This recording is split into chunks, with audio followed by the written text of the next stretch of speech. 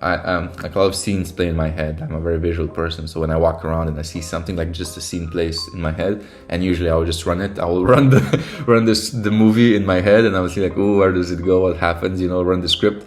And then like the amazing thing about AI is that like when I come back to my computer and I have this movie that I saw like outside, I was like, yeah, I'm just gonna make it. And I take a few hours and I can just make it. It's crazy. You know what I mean? Definitely, I have a lot of inspiration from my life experiences, the places that I lived, nature, the way light changes.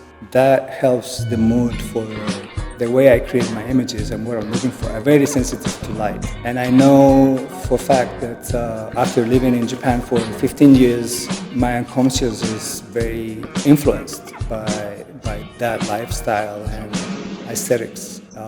So definitely Japan is to the core of my work, but I feed myself with many other influences. It could be art, book, movie, something that I see on my phone going home on the train is random. Well, life.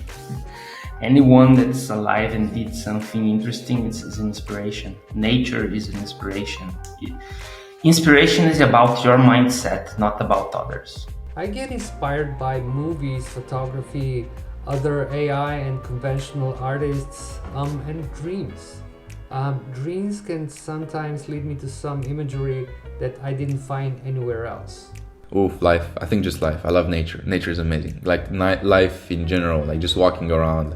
I mean, everywhere and anywhere, really, isn't it? I might wonder what a flower would look like if it was made out of stained glass. I take my inspiration from everyday situations, from my good and bad emotions, from things I see, I hear, or from works from another artist. One of the things that I teach my students with regard to Midjourney use, but it applies to image generation in general, and frankly any creative application of generative AI, is training your eyes to see and drawing your inspiration from as wide a gamut as possible to then utilize that information to be able to derive and convey specific results in prompts. Where do I get inspiration from? So I usually get inspiration from myself. So I look at previous illustrations that I've done years and years ago using Photoshop, and I see, what can I do with that image? Where could I take this?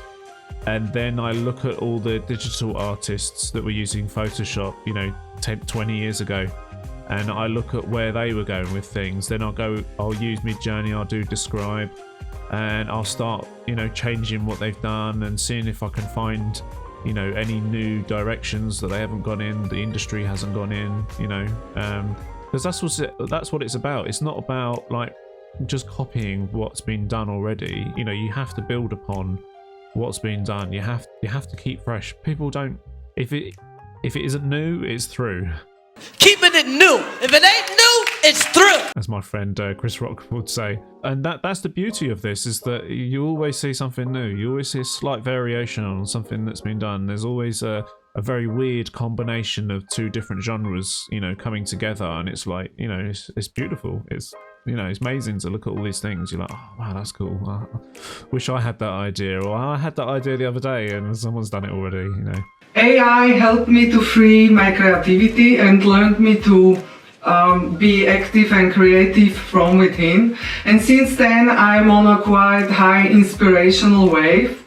Of course, there are ups and downs. It is quite normal as in every creative activity.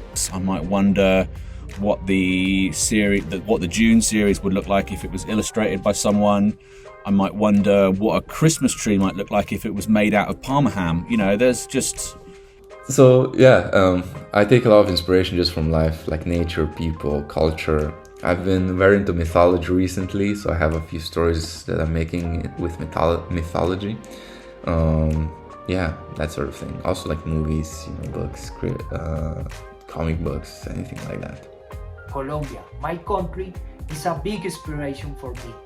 Colombia is full of colors and traditions. At the end of the day, it's my identity as an artist. That allows me to create unique pieces of art. And anything really, like inspiration really comes from anything. That's why I say life, because like if you're open to it, if you like have an open mind and you just observe what is happening around you, you will see so many things. Like every day, so many things are happening. I mean, now it's winter where I'm at, so a bit less things are happening because, life is sleeping.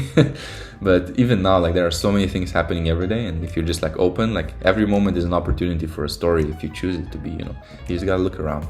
But some easy, obvious examples would be the natural world, the things I see in it, interpersonal experiences, reading, movies, TV shows, design manuals. Loads of things. I think that's what generative AI is really good for. It's a good kind of what if tool. So it's in many ways it's like you can create stuff on Midjourney using a very simple equation like this plus this equals whatever I'm going to output. But I try and avoid those simple things. I get inspired with a lot of things, people in my life, places I travel, things I see, and also the things or apps I use. It could be anything, and also a big inspiration comes from the posts which I see on generative AI on LinkedIn with a lot of people like me who are also exploring the software. So yeah, I think it comes from a lot of things. Anything that constitutes concerted design can provide inspiration depending on the use or requirements. So whilst I'm not always on the lookout for inspiration, I do find myself inspired by things intuitively and concertedly. Okay, so I'm creating some new content. It's based around the new Cref feature in Midjourney. The type of content I'm looking to produce is you filming yourself talking about how you've been using Cref, what have been your reference images, what other uses have you found for Cref over and above just finding a character, putting him into a scene. I've found some alternate methods. So there's a few of us that are creating content around this, and what we're going to be doing is recording our screens, talking about what we've been doing with it. What was our reference image? What have we learned? How can we use this technology? What was our prompt? What was our output? What have we learned from this? So I'm looking for like a minute's worth of content from you. So you just basically just record yourself talking about it. I don't know what you're going to talk about, so it's going to be up to you. Okay, so what you want to do, this is only a week deadline for this one. So there is a Dropbox link somewhere in this post. It might be in the comments, and all you got to do is upload your footage there, and I'll edit it together, put some nice music behind us, make us look pretty, a nice thumbnail, and then I'll tag you in the post. So this is a great opportunity to grow your account and express your ideas and your theories. All right, speak to you soon.